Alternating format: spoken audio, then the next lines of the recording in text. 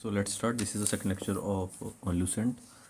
So let's go. And अभी हम करेंगे, देखो अभी आप लोगों ने ये वाला ना इंडियन फिजिकल सिस्टम जो है ये आपने खुद से पढ़ना है। ये एक ही पेज है सिर्फ, मतलब एक ही दर से। एंड ऑलमोस्ट मतलब दो पेज है, मतलब ऑलमोस्ट यहाँ से यहाँ तक आपने पूरा पढ़ना है।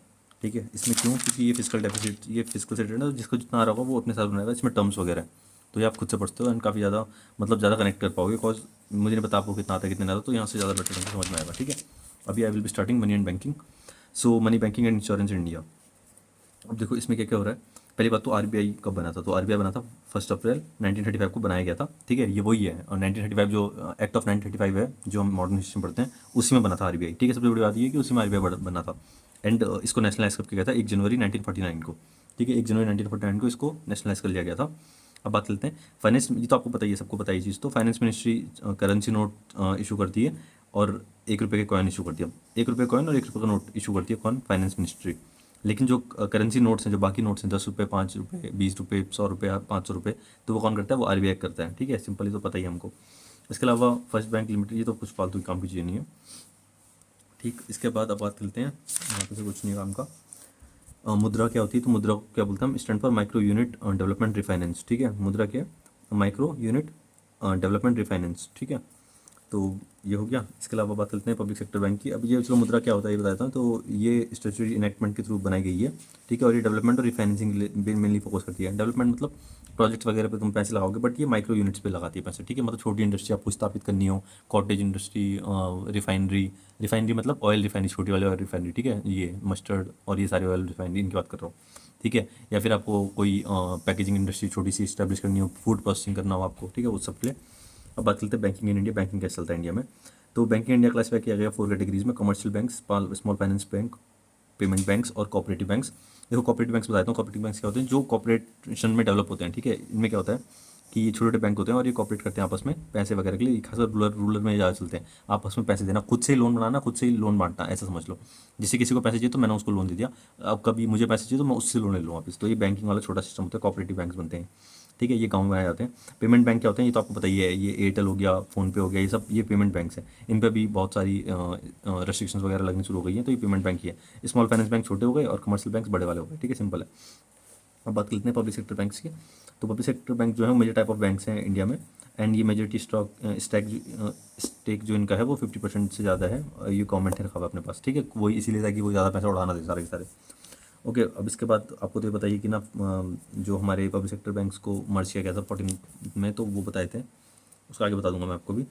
इसके अलावा कमर्शियल बैंक जो क्लासीफाई किए गए वो नेशनल पब्लिक सेक्टर बैंक और प्राइवेट सेक्टर बैंक में क्लासीफाई किए गए हैं। नेशनल वाले जो उनको पब्लिक सेक्टर बैंक बोलते हैं, एंड जो प्राइवेट वाले हैं उनको प्राइवेट बैंक्स बोलता है।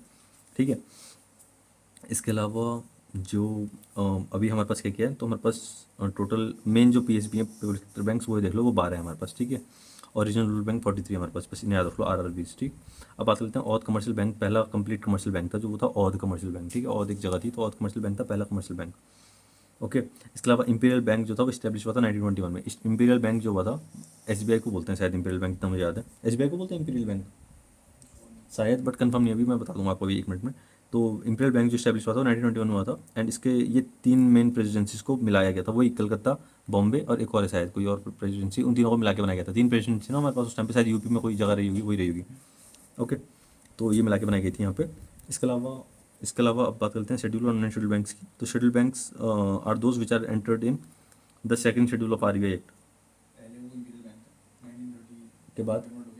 आरबीआई बना ना? अच्छा ठीक है, तो आरबीआई, ये इंपीरियल बैंक जो था ना वो आरबीआई था। 1935 में जो एक्ट 1935 के बाद वो बन गया 1934 में, तो वो बना कौन सा? RBI, reserve bank of India. अब देखो यहाँ पे लिखा हुआ है the schedule banks are those who which are entered in the second schedule of RBI act of 1934। ये 1934 आरबीआई का एक्ट। ठीक है, these banks have a paid up capital of reserve of aggregate value of not less than 5 lakhs and satisfy the RBI, वो RBI के वो सब तुम्हें मानने पड़ेंगे रूल्स एंड रेगुलेशंस। इसके अलावा रीजनल रूरल बैंक से बात कर लेते हैं। तो ये इस्टेब्लिश हुए थे कब?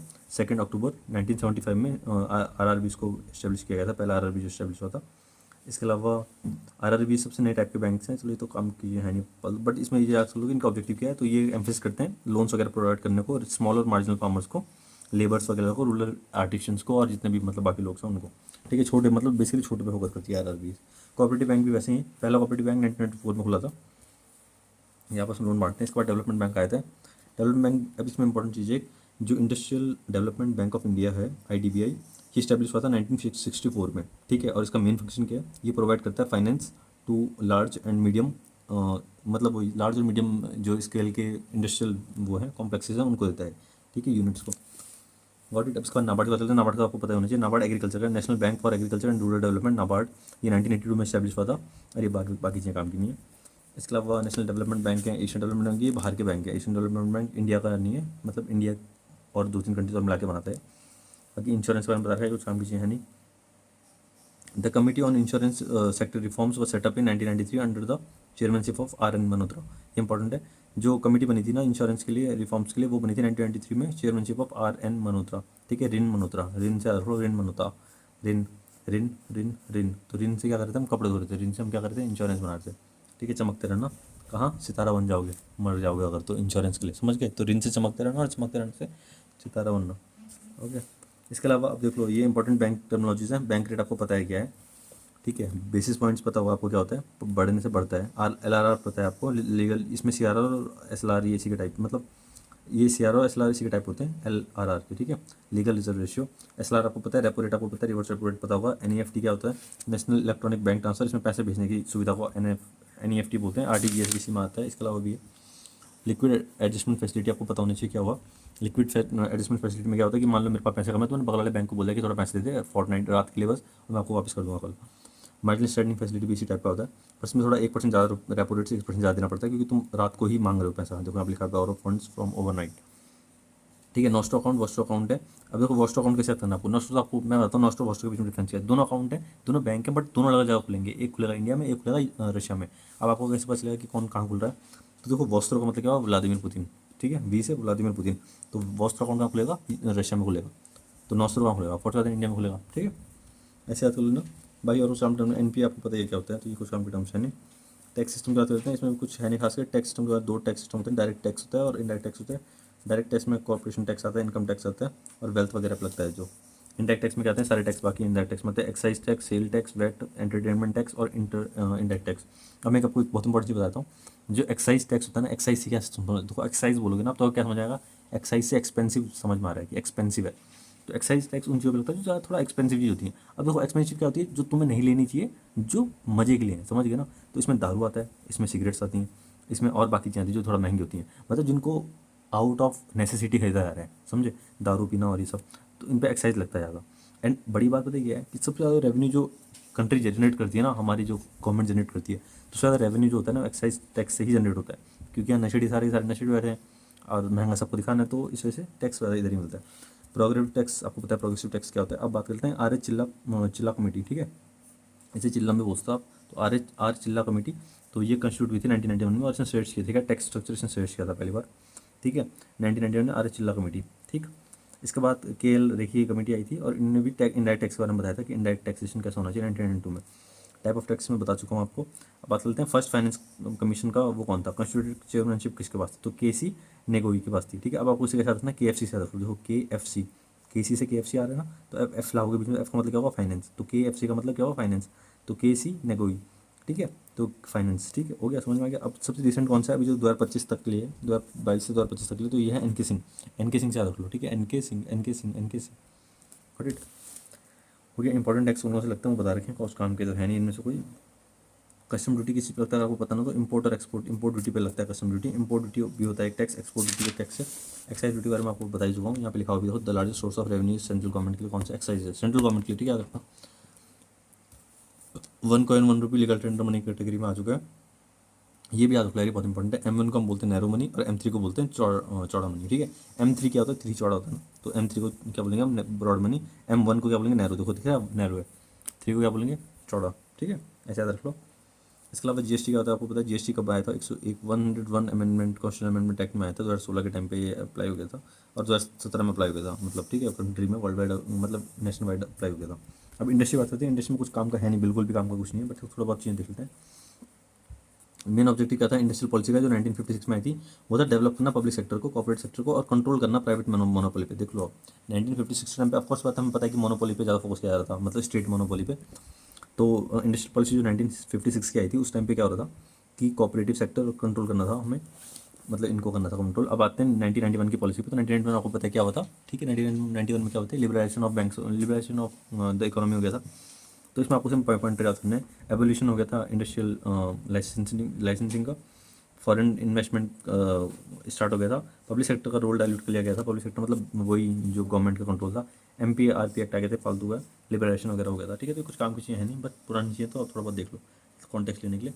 नवरत्न क्या होता है, तो देखो नवरत्न ये सबसे बड़ी बड़ी वाली होती है। तो इसमें 3 टाइप की होती हैं, महारत्ना, नवरत्न और मिनी रत्ना, ठीक है। तो मिनी रत्ना सबसे छोटी होती है, नवरत्न थोड़ा बड़ी है, महारत्ना सबसे बड़ी होती है। यहाँ पे नाम देखें कौन कौन से हैं बड़े बड़े, मैं आपको 3-4 नाम बताता हूँ जो इंपॉर्टेंट है। तो महारत्ना में सबसे जो इंपॉर्टेंट नाम है वो कौन कौन से हैं, तो भेल है, भारत हैवी इलेक्ट्रिकल लिमिटेड, ठीक है। कोल वाला लिमिटेड है, गैस अथॉरिटी है, गेल है, ठीक है। HPCL है, हिंदुस्तान पेट्रोलियम लिमिटेड का, ठीक। इसके अलावा स्टील अथॉरिटी है, सेल है, ठीक है। ये सब इंपॉर्टेंट है, ONGC में, ठीक है। अब आते हैं नवरत्ना में, जो छोटे वाले हैं थोड़ा।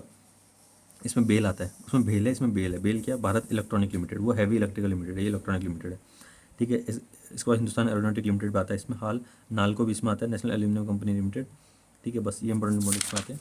तो बस इसके बाद सिर्फ छोटा वाला वो तो देखने की जरूरत नहीं पड़ेगी, ठीक है। यहाँ पे ये इतना ही है, ठीक है। पब्लिक सेक्टर बैंक, अब पब्लिक सेक्टर बैंक का मेन ऑब्जेक्टिव क्या होता है, फालतू का बेसिकली वही पैसा डिस्ट्रीब्यूट करना, टैक्स वगैरह लेना ना। अब ज़्यादा टैक्स लोगे तुम तभी तो पैसा डिस्ट्रीब्यूट करोगे। इसके अलावा डिसइन्वेस्टमेंट और प्राइवेटाइजेशन में क्या फ़र्क होता है। अब देखो डिसइन्वेस्टमेंट मतलब करना मतलब क्या होता है, इन्वेस्टमेंट को कम करना, उसे बोलेंगे डिसइन्वेस्टमेंट। प्राइवेटाइज करने का मतलब क्या हो गया, प्राइवेटाइज ही कर दी पूरी कंपनी। मेरी एक कंपनी है, मैंने उस कंपनी को अगर किसी को बेच दिया तो उसे हो गया प्राइवेटाइजेशन। गवर्नमेंट ने अगर अपनी कंपनी बेच के प्राइवेट को दे दी तो प्राइवेटाइजेशन बोलेंगे। लेकिन अगर गवर्नमेंट ने अपनी कंपनी का कुछ शेयर बेच के दे दिया किसको, प्राइवेट को, तो उसे बोलेंगे डिसइन्वेस्टमेंट। मैक्सिमम शेयर अभी भी गवर्नमेंट के पास ही है, कुछ शेयर दिया है उसने प्राइवेट को, तो उसे बोलेंगे हम डिसइन्वेस्टमेंट, ठीक है। इसके अलावा गोल्डन हैंडशेक स्कीम के अंडर क्या हो रहा है, ये कुछ काम की स्कीम नहीं, इसमें बस ये हो रहा है कि हम, आपको पता है ऊपर क्या हो रहा है, प्राइवेटाइजेशन हो रहा है। तो प्राइवेटाइजेशन में गवर्नमेंट क्या करी, सारा अपने स्टॉक बेच दिया। जैसे एयर इंडिया बेच दिया हमने, तो अब एयर इंडिया बेच दिया तो उनके एम्प्लॉय को क्या करोगे, एम्प्लॉय तो गवर्नमेंट थे, तो उनने क्या किया, उन सबको गोल्डन हैंडशेक स्कीम के अंडर उनको पहले ही सारे पैसे दे दिए। मान लो तुम्हें ज़िंदगी पर 60 करोड़ रुपये मिलने थे, या फिर 6 करोड़ रुपये मिलने थे, या फिर 2 करोड़ मिलने थे, तो उन्होंने शुरू में ही दे दिए 2 करोड़ रुपये पकड़ो, और अब तुम जॉब से छुट्टी ले लो, अब निकलो यहाँ से, ठीक है। तो अब उन सबको भगा दिया और उनको पैसे दे दिए जितने पैसे चाहिए। एम्प्लॉय जनरेशन क्या होता है, तो लार्ज स्केल इंडस्ट्री जो होती है ना उनके पास, अब हाँ यहाँ पे ये बहुत इंपॉर्टेंट पॉइंट है, ये समझने वाला पॉइंट है। देखो जो लार्ज, कभी एक चीज़ सोच के देखना कि लार्ज स्केल जो इंडस्ट्री, जो बड़ी इंडस्ट्री है, जैसे ONGC हो गई, अभी जो हिंदुस्तान एरोनॉटिक लिमिटेड होता है, ये सब, इन सब के पास बंदे कम है। इन सब, ये सब लेबर इंटेंसिव नहीं है, ये कैपिटल इंटेंसिव है सारी। देखो लार्ज स्केल जो इंडस्ट्रीज़ हैं वो सारी कैपिटल इंटेंसिव है, लेबर इंटेंसिव नहीं है, लेबर ज़्यादा नहीं है। अब आप बोलोगे कहाँ भाई लेबर ज़्यादा है, लेकिन अब उन्हें स्मॉल से कंपेयर करो। स्मॉल जो स्केल इंडस्ट्री होती है ना, वो कैपिटल इंटेंसिव नहीं है, लेकिन वो लेबर इंटेंसिव है। अब जैसे कि मैं बताऊँ आपको, कॉटेज इंडस्ट्री सोचो, ठीक है। मैनुफैक्चर कुछ भी जो ये जो हम ये कुछ कांच की फैक्ट्री, ग्लास फैक्ट्रीज देख लो, ठीक है। और कोई फैक्ट्री ढूंढ लो, जितनी फैक्ट्री, माइनिंग देख लो, तो माइनिंग में क्या है, लेबर इंटेंसिव है लेकिन कैपिटल ज़्यादा नहीं है, लेबर ज़्यादा है। लेकिन यहाँ क्या है, यहाँ उल्टा है बड़ी स्केल इंडस्ट्री में, ठीक है। ये सब चीज़ें, बाकी ये पॉइंट बस एक सोचने वाला पॉइंट है। इसके अलावा माइक्रो, स्मॉल और मीडियम में डिफरेंस क्या होता है, 25 लाख से कम को बोलेंगे माइक्रो, 25 लाख से 5 करोड़ को बोलेंगे स्मॉल, और 5 करोड़ से 10 करोड़ को बोलेंगे मीडियम, ठीक है। सेकंड इंडस्ट्रीज क्या होती है, वो इंडस्ट्री जिनके पास कैपिटल बची नहीं होती, जो अपने डेप्ट में जिंदा रहते हैं, मार रखे रहते हैं डेप्ट में, ठीक है। अब टेक्सटाइल इंडस्ट्री की बात करते हैं। तो जो इंडिया में टेक्सटाइल इंडस्ट्री है, एक मिनट है।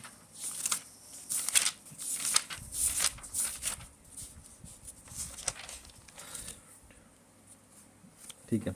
तो अब इंडिया में जो टेक्सटाइल इंडस्ट्री है वो क्या करती है, अभी इसमें कुछ काम की चीज़ नहीं, बट टेक्सटाइल इंडस्ट्री 7% करती है, तो पुराना डेटा है वैसे भी, चलो इसे काम की पड़ेगा नहीं हमें। लार्ज प्रोवाइडर ऑफ एम्प्लॉयमेंट, याद रखना, लार्ज प्रोवाइडर जो एम्प्लॉयमेंट का है वो है टेक्सटाइल सेक्टर, मतलब cotton sector basically largest provider है एम्प्लॉयमेंट का, ठीक है। एंड कानपुर को क्या कहा जाता है, मैनचेस्टर ऑफ नॉर्थ इंडिया कहा जाता है कानपुर को, ठीक है, नॉर्थ इंडिया, ठीक है। और ये देखो यहाँ पे लिखा हुआ है कि with the aim of providing finance, small industries development bank of India, SIDBI ने क्या किया है, इस्टेब्लिश कब हुआ था, 1990 में। तो सिडबी कब इस्टेब्लिश हुआ था, 1990 में, जो छोटे बैंक को फाइनेंस करता है, ठीक। खत्म हो गया यहाँ पे। जो IDBI है वो कब इस्टेब्लिश हुआ था, 1964 में, पीछे भी था, 1964 में इस्टेब्लिश हुआ था IDBI, गॉट इट। एक और पॉइंट इंपॉर्टेंट, 8 कोर इंडस्ट्री कौन कौन सी होती हैं, तो 8 कोर इंडस्ट्री कौन कौन सी, कोल इंडस्ट्री है, क्रूड इंडस्ट्री है, natural gas industry, refinery product industry, fertiliser industry है, स्टील, सीमेंट और इलेक्ट्रिसिटी इंडस्ट्री। ये सब 8 इंडस्ट्रीज हैं जो हमारी 8 कोर इंडस्ट्रीज हम बोलते हैं, गॉट इट। इसके अलावा ये हम 40% कंट्रीब्यूट करते हैं बाय द वे इकोनॉमी में, ठीक। 40% इन्हीं का हाथ है इकोनॉमी में बेसिकली, ठीक है, टोटल इकोनॉमी में।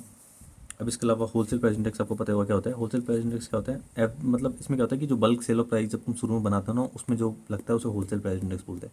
लेकिन अब बंदे पे कितना आएगा उसको बोलते हैं हम कंज्यूमर प्राइस इंडेक्स। अब आप बोलोगे क्या फ़र्क है। तो जैसे मैंने अपनी इंडस्ट्री में कोई सामान बनाया तो वो जो जहाँ पे उसका प्राइस वहाँ पे मैं डिसाइड करूँगा वो होगा उसका होलसेल प्राइस इंडेक्स। लेकिन अब वो दुकान तक पहुँचते उसका प्राइस कितना बढ़ गया, ठीक है, तो उसको बोलेंगे हम कंज्यूमर प्राइस। वो कंज्यूमर पड़ा ना जो आखिरी प्राइस, ठीक है। ये डिफरेंस है। इंडिया कॉटन का लार्जेस्ट प्रोड्यूसर है, लार्जेस्ट एरिया है इंडिया के पास कॉटन का, ठीक है। Large area, by the way producer नहीं है। इंडिया लार्जेस्ट प्रोड्यूसर जूट का है, ठीक है।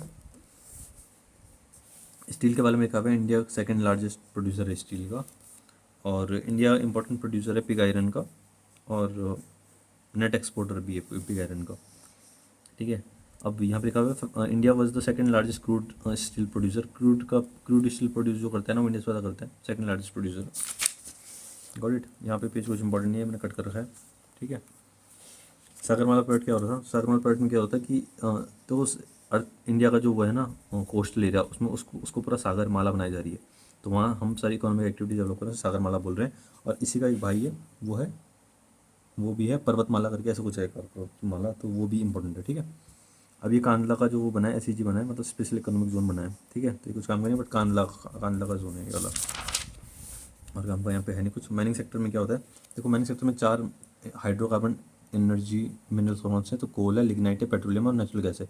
ये 4 कौन से हाइड्रोकार्बन एनर्जी मिनरल्स है। और 5 एटॉमिक मिनरल कौन से हैं, तो ये इल्यूमिनाइट है, ड्यूलाइट है, जिरकोनियम है, जिरकॉन है, यूरेनियम और मोनाजाइट है, ठीक है। मोनाजाइट आपको बताइए हो गया। इसके अलावा यहाँ पे कोई डेटा काम का है नहीं, यहाँ कोई डेटा काम का नहीं है। फॉरेन ट्रेड की बात चलते हैं, फॉरेन ट्रेड में कुछ काम का है नहीं, ये पुराना डेटा देखा है तो इसमें पढ़ के बताया नहीं हमारे लिए। स्पेशल इकोनॉमिक जोन के बारे में बता रखा है, कुछ काम का नहीं है। इन फॉरेन ट्रेड कैसे बनता है वो भी कुछ काम का नहीं है। मर्चेंटाइज वगैरह ये कुछ काम का नहीं है। करंट अकाउंट बैलेंस बहुत पुराना डेटा हो जाएगा, ठीक है। इंडिया की ranking ease of doing business में सारी रैंकिंग्स वगैरह कुछ काम की होंगी ना हमारे लिए। इन्फ्लेशन वगैरह बारे में आपको पता है। निर्विक कुछ काम का है नहीं। निर्विक स्कीम क्या है, लैंडिंग प्रोसेस को कम करने के लिए, इनहेंस लोन अवेलेबिलिटी, एक्सपोर्टर को लोन अवेलेबिलिटी प्रोवाइड कराने के लिए और लैंडिंग वगैरह का प्रोसेस को ईजी करने के लिए निर्विक बनाई गई है। इसको निर्विक को क्या कहा जा रहा है, स्कीम को कहा जा रहा है export credit insurance scheme, export credit insurance scheme कहा जा रहा है निर्विक को। इसके अलावा ट्रेड ऑर्गेनाइजेशन, देखो इस पेज में ट्रेड ऑर्गेनाइजेशन है 5-6, ठीक है। इनको पढ़ लेना एक बार, अगर आपको पढ़ना होगा। ऑल दो ये आप वहाँ से भी करते हो ऑनलाइन के थ्रू, अगर आपने पढ़ सकते हो यहाँ से पढ़ने की जरूरत नहीं पड़ेगी, ये इतनी है बस, ठीक है। इसमें IMF है, IBRD है, गेट है, WTO है। IBRD क्या है, international bank for reconstruction development, ये 1945 में बना, ये भी देख लेना हल्का सा, इतना सही है। पेज नंबर है 285 पेज नंबर है, ठीक है। यहाँ सारे इंडेक्सेस हैं, बस हो गया, इतना ही है। अब एक चीज़ बता देता हूँ, ठीक। यहाँ से इस पेज से, ये पेज है 286, तो इस पेज से क्या है आगे की तरफ, इस पेज से आगे की तरफ है कुछ टर्म्स करके, यहाँ से कुछ सब इंपॉर्टेंट टर्म्स लिखा हुआ है, यहाँ से टर्म्स स्टार्ट है। ये टर्म आपको खुद से पढ़ने पड़ेंगे, बिकॉज मैं सारे टर्म्स में पढ़ा था, प्लस ये टर्म कुछ आपको मैक्सिमम आपको आते होंगे, तो मतलब पढ़ के पढ़ेंगे। अब देखो बुलियन आपको आता होगा, बुल मार्केट पता होगा आपको, ठीक है। कुछ बायोन्सी नहीं पता होगा जैसे, तो ये देख लेना, कॉल मनी देख लेना होगा सा। तो यहाँ से टर्म्स पढ़ने आपको, ये 3-4 पढ़ने के टर्म्स हैं, 9 पढ़ने बेसिकली टोटल। और उसका मिसलेनियस स्टार्ट होते हैं, यहाँ से मिसलेनियस पढ़ना आपको, ये बस। इसके बाद इकोनॉमी खत्म हो गई, तो इतना आपको पढ़ना है वापस खुद से ही, ठीक है। Thank you, bye bye, Tata.